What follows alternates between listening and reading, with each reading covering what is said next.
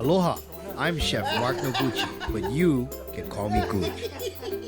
Saimin is a noodle dish that is unique to us in Hawaii. This comfort food's name is when you squash together the Chinese word sai, meaning thin, and mein, meaning noodle. Not only is saimin ancestrally tied to Chinese food, saimin is also inspired by Japanese ramen, Okinawan soba, and Filipino pancit.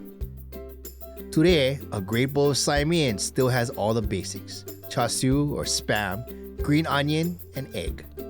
On this episode of Saimin Says, we're spending the day with one of Hawaii's rising stars, Chef Kelley Pittman. 3 movies and 1,600 snacks later. What'd you find? Hawaiian. Of course. Hawaiian. What else you gonna fly, right? She's here for her graduation, so we're gonna stop by at one of our favorite stores, Fitted. She's also been away for a long time, so we're taking a huaka'i to He'eia to reset ourselves. I have to go pick this one up. Yeah, good. Mwah. Finally, it's lunch at Palace Saimin, where I've been coming since small kid time. Kelley Pittman is one of the most dedicated people I know. She's an integral part of the beginnings of Pili Group and Lunchbox, a cafe space located in the heart of the Hawaiian Airlines headquarters. What's the first thing that you crave for when you come home? Anything. Anything? Anything. Okay. Spam. Spam. Musubis. Katsu? Because you cannot go 7-Eleven and find a musubi inside of the thing. Yeah, you just go. No, you cannot. No, you cannot. All you find is like taquitos and Yeah. junk pizza in the What is continent. this? Cheeseburger sticks. Ew, gross. Gnarly. Okay. Even though we're not physically at Lunchbox anymore, she's an important reason why we still have a close relationship with Hawaiian. Rising to the challenge every day, I've seen Kelley grow into an example for cooks all over Hawaii. And even though she's miles away in New York City, Kelley continues to foster inspiration in young cooks through the strength of her social capital. Oh, sorry, That's badass. Sustainability. You just make me feel all guilty now. Everywhere I go. Let's go. What's your weight? Nah. I'm a sous now in New York City. There you are. Working at Missy in Brooklyn. The way I work as a sous in that restaurant is still the things that I've learned from you in the past 8 years. The first thing I say to any cook that walks into the restaurant now is, there's only so much things that I can teach you, and there's one thing that I can't, and that's your will to learn. And if you're not willing to learn, then I don't know what I can teach you. Opening that part of a relationship with our cooks now, kind of like the way you opened your relationship with me, was like, you want to come break down a marlin with me? I've never done it, let's do it together. Right. Type of thing. You know, the Hawaiian Airlines people still talk about you. They still talk. When I see them out in public, how's Kelley Pittman doing? God, we miss Kelley Pittman. You leave such an impression on people. It's awesome. It's awesome. I always loved watching the way that you made people happy. You know, you make pan holly brownies, get 4 corners. I could eat 1, still get 3. I could share. Yeah. But if Auntie asks me for the recipe, I can give it to her. Right? There's no secrets in cooking. No. You like them, go. Yep. Because what if I don't make them no more? Nobody can make them. I don't give out recipe. So when I went to the continent and then you told me you were going to school. At that time, I had been speaking at Punoho for a while to the entrepreneurial class, and then as well as their AP students. And that's when the principal was just like, you know, Gooch, she's like, you know, you really connect well with students. You ever thought of being a teacher? I'm like, no. She was like, then they were like, you should think about it. So now, so in January, I came aboard full time, and I'm a curriculum specialist. So I specialize in food and Aina-based learning, where I don't teach my own class like Monday through Friday, because I work with students and my colleagues to insert food and Aina-based activities and lessons, or help them connect the dots. Yeah. I always knew this. You know, food brings us together. Food, you know, generates ideas. It sparks inspiration. And so why not take everything that we've done for the past how many years, but share it on another playing field. I just kind of always had this feeling that there's something about food that was so much more valuable than the four walls of a restaurant. And Punaho gave me the, you know, the support, right, and the leeway to figure that out. So we almost about eat, and we spending all day together. Where are we going? What are we doing? Susan and Scott had wanted to see you at Palace Saimin, so we can go eat over there. But we're gonna pick up a couple of characters along the way. The fishpond guys wanted to see you, but we're gonna swing by over there, drop off some omiyage. But before that, we should go get your niece some a little graduation present. Yeah. So let's go visit the Fitted clan over there. Oh, damn it. And swing by and pick some stuff up. Nice. Yeah? Let's roll. Finish up roll.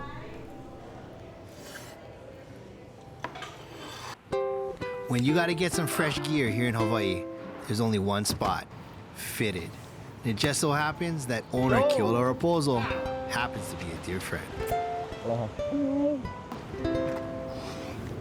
Good morning, brother. I do that 100 times just for hugs. You know, I can't do much in life. I know I give good But you hugs. give good I give hugs. yeah, I give good hugs. Yeah. Come inside, please. Please, 6-pack. Oh, yeah. Okay. So, Fitted, as you know, that pretty much sums up what Fitted is. You live in New York, yeah? Yeah. So either you've been and you want to come back, never been, want to experience, or born and raised and never want to leave. Yup. Know that? Oh, Yeah. so fitting, yeah. You know, I grew up in Kahalu, and there's only a couple ways you can go. I think Biggie says it, yeah, you could slang crack rock, or you can have a wicked jump shot. Or like in Kahalu, you can wear one neon shirt and work construction, or you can find another path in life. So I decided to design clothes, craft a voice, so to speak, for us, right? Who grew up in those types of environments, and it worked. I mean, we're here 15 years later, and it's been a fun ride. Love to narrate, you know, for the youth and contextualize what it is to be in Hawaii Kaupai Aina, but also Oahu, Honolulu, and this very urban place, but also still country. Yeah. I'm still country. You've maintained this sort of, you know, Kanaka mindset in urban design, right? Creating with intent. I mean, it's what we strive our whole lives for as cooks, is to be able to create food with this purity that also speaks of our sense of place. The moment that you put a papale on my head, you're like, hey, try this on. I was like, oh, wow, I can wear a hat. I was actually in New York one time, like after we opened, one of the first times that I went to New York, and I'm walking, I'm by myself because I'm there like doing work, and I'm wearing a Kamehameha hat. Bro, this brother comes up to me, bro, you from Hawaii? And at that moment, just this wave of like a chicken skin, you know, I was like, bro, that's why we do it, right? Like for the home team, for us, no matter where we are, to represent this place. Part of the name of Fitted comes from, this was the hat that we wore when we were coming up, and nobody had the hats that we wanted, so sort of triggered the idea, right, of making our own hat. I always wanted to know. So I learned a couple of things that only young kids keep the sticker on. Oh yeah, there's a rule here. Yeah. If you're over 25, you gotta hand with a sticker. Got it. So I got a hand with a sticker 2 times. You gotta no, just 25 one time. I was a farmer. I started as a farmer, 100%. I know what it takes to grow your carrot. I know what it takes to grow your vegetables. To take it from the ground and to put it on your plate, that gives me so much more of a background story to tell you. And it's a different appreciation talking to my guests. Be like, the farm down the street, by the way, grew this for you. I was just so evidently appreciated to be like, let me take this and show you what you can do with it. Brother, go put this on the Hawaiian Airlines World Elite MasterCard. JC, thank you, my brother. We'll see you again. Thank you. Good. Nice meeting you. Thank you. Yeah, I see you guys. I see you at Palace. Thanks for coming, you guys. Hit those Monday emails. Yeah. Aina. From the general perspective, most people think it means land. But the deeper meaning of Aina is that which feeds. Paipai o He'eia is the organization that cares for a He'eia fish pond, a roughly 800-year-old pond whose purpose is to sustain a community.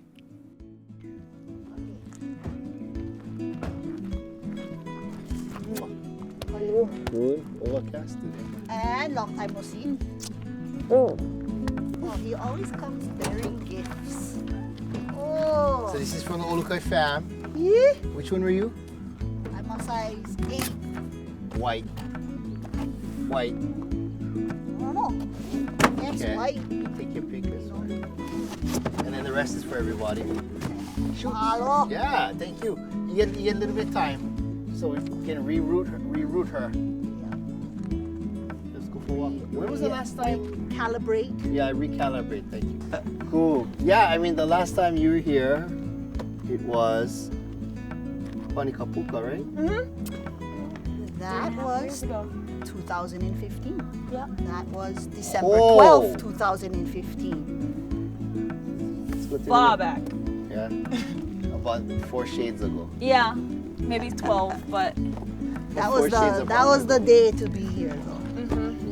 Right? Closing that historical 50-year gap in the fish pond wall, that big 200-foot gap that was created by a big flood in 1965. That's what at the time rendered the fish pond inoperable for 50 years. And so through fixing it, our idea, our intent was that once we honey that puka or close that hole, that gap in the wall, then theoretically our fish pond should be makaukau or should be ready to kind of start the cultivation of fish.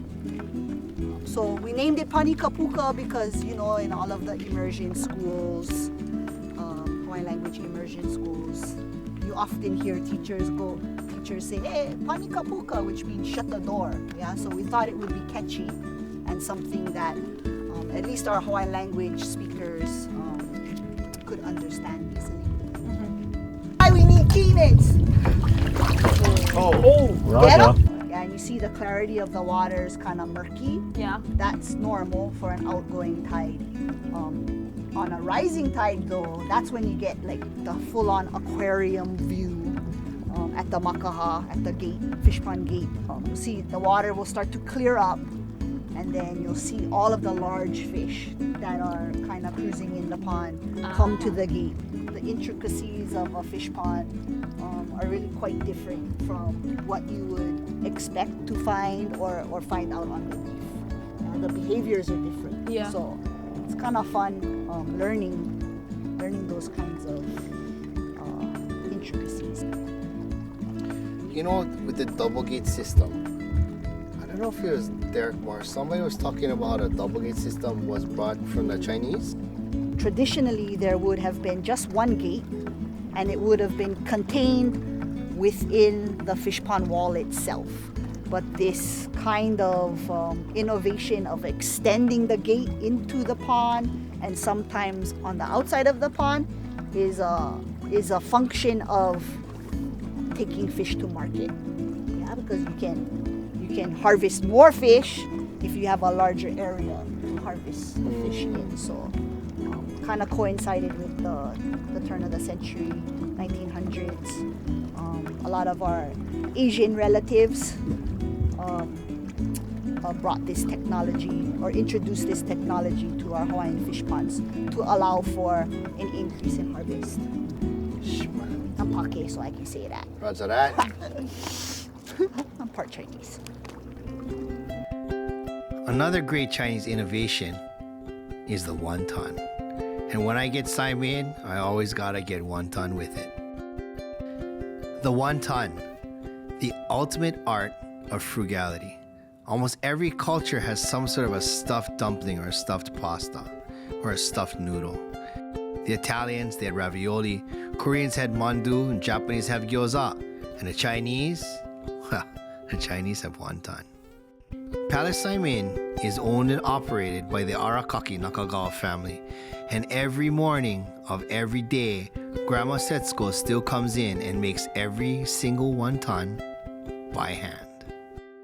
So, it's been around since 1946. My mom probably took over about 1985, around there. And she's been running it ever since. We just came into the picture around 2012, where my mom kind of wanted to retire. But she didn't. She didn't, so she's still around, helping us run the business. Prepping, making those. Right. How much wonton do you guys make a day? So we make about like 12 pans, so about 1,000. Holy smoke. You ever come here during the morning?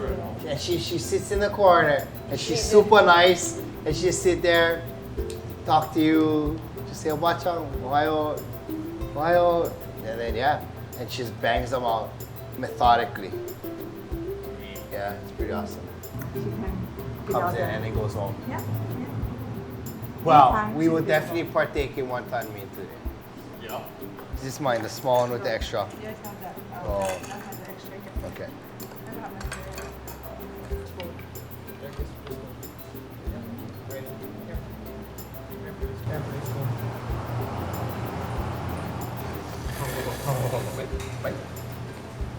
Yeah. Girl. Oh no, Lord. You know, Saimin has Saimin's roots are from plantation days. So you have an influence of, you know, the simplicity of Japanese dashi in Chinese noodles. But I think what makes, you know, you use this amazing word earlier, endemic, in the term of being, right? Not found anywhere else in the world. And I think that Saimin is an awesome example of like our endemic foods. Because you can find noodles all over the place, nothing quite like this. Order food in New York and nobody gets Saimin. Nope. Nobody. Gotta come home, forget Saimin. It's a noodle that was relatively easy to produce, right? The variation of dashi is just what they had around. Shrimp based. Shrimp based or you know, katsuobushi bonito based. I never knew what ramen was until like 15 years ago or whatever. When I went to my first ramen spot, I was like, wait, this is not Saimin. No. Yeah. I only knew this. Pretty interesting. Where everybody in the world knows ramen, but I grew up knowing nothing Saimin. about this. Yep. Saimin spans the ages. Change it up a little. Technique. So, remember this? So when Kelley first went away, he came back, she brought me this bottle. And so I promised her that I wouldn't open it until she came back again. Small one for all the working people. But Kelley, I've been for how many years fighting people off, 2. including myself, when I wanted to open it. But yeah, thank you, Kel. On a model for the day. Thank you for having me. Hello, guys. Thanks for hanging out.